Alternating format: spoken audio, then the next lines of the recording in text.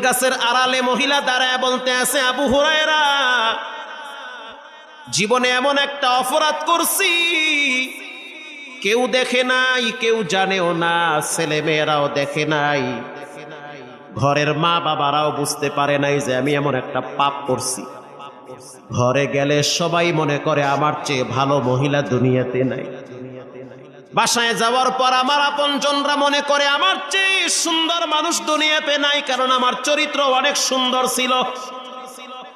কিন্তু গোপনে শয়তানের ধোকায় একটা পাপ কইরা ফেলাইছি, যেই পাপের কারণে রাত্রিবেলা আমি ঘুমাইতে পারি না।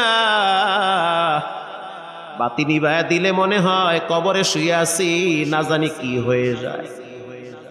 পানি পান করতে গেলে মনে হয় পানি আমারে কয় তুই পাপী, পানি পান করিস না।